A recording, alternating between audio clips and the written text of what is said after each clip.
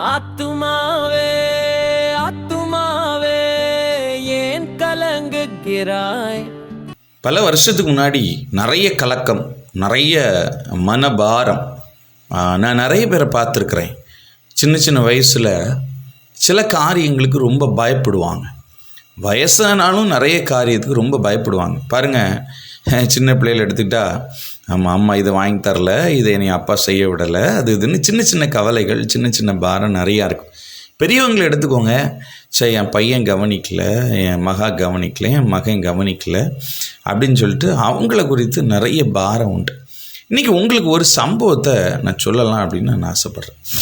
சின்ன வயசில் என் வாழ்க்கையில் நடந்த ஒரு சம்பவம் என்ன அப்படின்னா, எனக்கு பைக் ஓட்டுறது ரொம்ப பிடிக்கும். அப்போ எனக்கு தெரிஞ்ச எங்கள் சொந்தக்காரங்க ஒருத்தங்க இருக்கிறாங்க. அவங்க வீட்டில் ஒரு டிவிஎஸ் 50 ஒன்று இருக்கும். நான் முதல்ல ஆரம்பத்தில் படித்தது அந்த டிவிஎஸ் 50. நிறைய பேருக்கு அந்த அனுபவம் இருக்கும். அந்த டிவிஎஸ் 50யை நான் ஓட்ட ட்ரை பண்ணும்போது அதை நான் ஓட்டிட்டேன். அப்போது டிவிஎஸ் 50 தான் நிறைய பேர் வீட்டில் உண்டு. எங்கள் வீட்டிலலாம் வண்டி கிடையாது. நான் தகப்பனார் வண்டி ஓட்ட தெரியாது. ஸோ அதனால் எங்கள் அம்மா வண்டிலாம் ஓட்ட வேண்டாம், விழுந்துருவீங்க, ஏதாவது ஆயிரும் அப்படி சொல்லி அப்பாவை கடைசி வரைக்கும் வண்டி ஓட்ட விடாமல் வச்சுட்டாங்க. அப்போது நான் பைக் ஓட்ட பழகிறேன். எனக்கு டிவிஎஸ் 50 நல்ல அழகாக ஓட்ட ஆரம்பிச்சிட்டேன். எங்கள் அம்மாவை வச்சு நான் பைக் ஓட்ட ஆரம்பிச்சிட்டேன். எங்கள் அப்பாவை வச்சு டிவிஎஸ் 50யில் ஓட்ட ஆரம்பிச்சிட்டேன். அப்போ என்னுடைய சொந்தக்காரர் வீட்டில் போய் அந்த பைக்கை நான் வாங்கிட்டு பெட்ரோல் போட்டுட்டு அப்புறம் போயிட்டு எங்கள் அம்மாவை ஸ்கூலில் வேலை பார்த்துட்டு இருந்தாங்க. அப்போ அவங்கள கூப்பிட்டு விட்டுட்டு வருவேன். எங்கள் அப்பா இருப்பாங்க, அவங்கள எங்கேயாவது வெளியில் கூப்பிட்டு போயிட்டு இப்படி வந்துக்கிட்டே இருப்பேன்.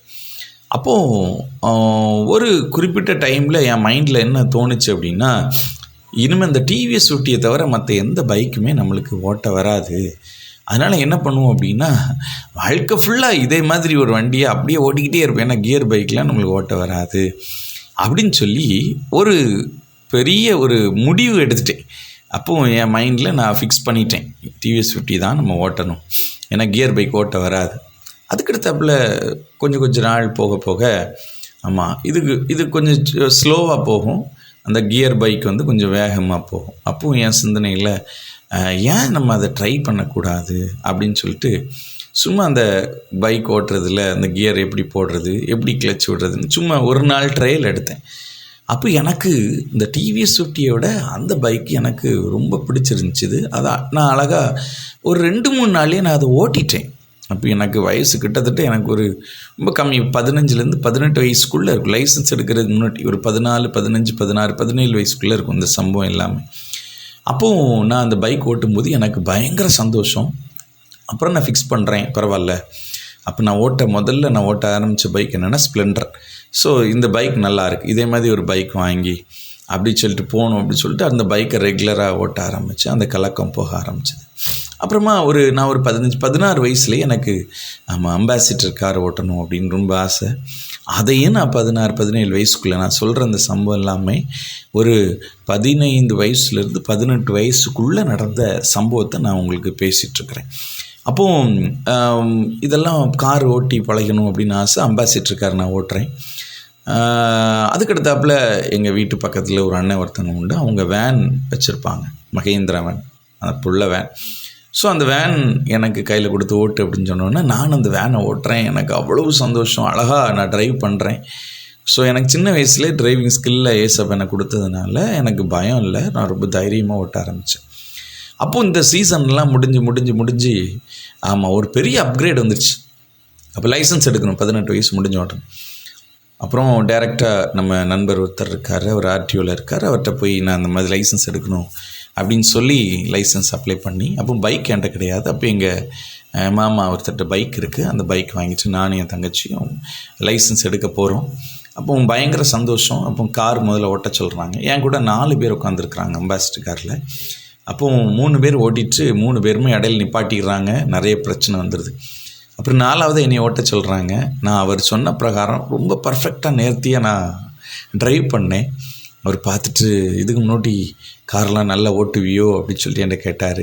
நான் சிரிச்சுக்கிட்டே அமைதியாகிட்டேன். அவர் சொன்னார், இந்த 4 பேரில் ஒரு ஆளுக்கு தான் லைசன்ஸு, வா ஆர்டிஓ ஆஃபீஸுக்கு வா அப்படின்னு சொல்லிட்டு அவர் அடுத்த காருக்கு கிளம்பி போயிட்டார். அப்போது நான் லைசன்ஸ் வாங்கிட்டு வரேன். எனக்கு அவ்வளோ சந்தோஷம். இந்த சம்பவத்தை எதுக்கு உங்களுக்கு சொல்கிறேன் அப்படின்னா, இன்றைக்கி ஆண்டவர் கிருபையில் நம்ம என்கிட்ட நண்பர் கொடுத்த ஒரு கார் இருக்குது. சொந்த காரில் என்கிட்ட கிடையாது. அந்த காரை வச்சு நான் இன்றைக்கி வரைக்கும் நான் கிட்டத்தட்ட அந்த கார் மட்டும் இல்லை, நான் நிறைய நண்பர்கள் கூட ஹைதராபாத் வரைக்கும் நான் ஒரே ஆள் கார் ஓட்டிகிட்டு போயிருக்கிறேன். கேரளாவிலேருந்து கன்னியாகுமரி வரை, கேரளாவிலேருந்து ஹைதராபாத்து, இன்னும் நிறைய இடங்களுக்கு நான் கார் ஒரே ஆளாக நான் ஓட்டிகிட்டு போயிருக்கிறேன். ரெஸ்ட்டே இல்லாமல் ஓட்டிகிட்டு போயிருக்கிறேன். எனக்கு டிரைவிங், எந்த பைக், எந்த கார், எந்த வெஹிக்கிள் கொடுத்தாலும் உடனே நான் ஓட்டிடுவேன். நான் எதுக்கு இதை சொல்கிறேன் அப்படின்னா, நம்ம இன்றைக்கி நிறைய நேரங்களில் டிவிஎஸ் 50 ஓட்ட நம்மளால் முடியுமா, போதும் இது போதும் போதும் அப்படின்னு சொல்லிட்டு கலங்கி போயிருக்கோம். சில ஸ்டெப்ஸ் எடுக்கும்போது போதும் எனாஃப் அப்படின்னு சொல்லிட்டு உட்காந்துருப்போம். ஆனால் இன்றைக்கி உங்களோட ஆண்டவர் ஒரு வார்த்தை பேசுகிறார். போதும்னு சொல்லிட்டு உட்காந்துருக்காத. நீ போதும்னு சொல்லிட்டு உட்காந்துருக்கிறதுக்கு உன்னை நான் படைக்கலை. மகனே மகளே, ஆண்டவனோடு தான் பேசிகிட்ருக்கார். நீ போதும் அப்படின்னு சொல்லி உட்காந்துட்டு இருக்கிறதுக்கு ஏசப்பா உன்னை படைக்கலை. ஏன்னா போதும் அதுக்கெல்லாம் உன்னை படைக்கலை. நீ அடுத்த கட்டத்துக்கு போகணும். அடுத்த சூழ்நிலைக்கு உன்னுடைய காரியங்களை நீ சாதகமாக அமைச்சு கர்த்தர் உனக்கு கொடுக்கேன்னு சொல்கிறாரு. இந்த 2026லையும் நம்ம போதும் அப்படின்னு சொல்லிட்டு உட்காந்துடுறோம். இதுக்கு மேலே முடியாது பிரதர். இல்லைங்க, ஏன் அந்த காரியத்தை பார்த்தீங்கன்னா, உங்கள்ட்ட இவ்வளோ நேரம் சொன்ன காரியம்தான்.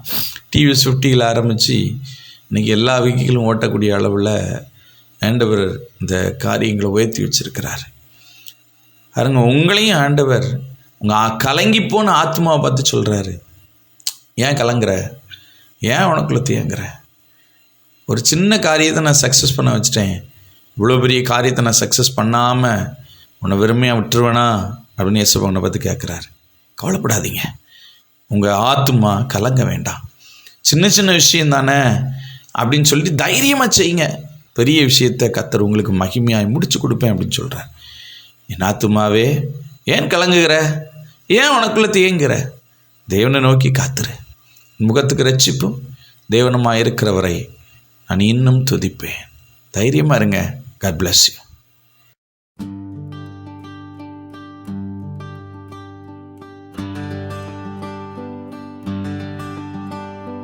ஆத்துமாவே ஆத்துமாவே ஏன் கலங்குகிறாய், ஆத்துமாவே ஆத்துமாவே ஏன் பயப்படுகிறாய், உன் கலக்கம் மாற இயேசுவோடு பேசு, உன் கலக்கம் மாற இயேசுவோடு பேசு, இயேசுவோடு பேசுப்பா, இயேசுவோடு பேசுப்பார்.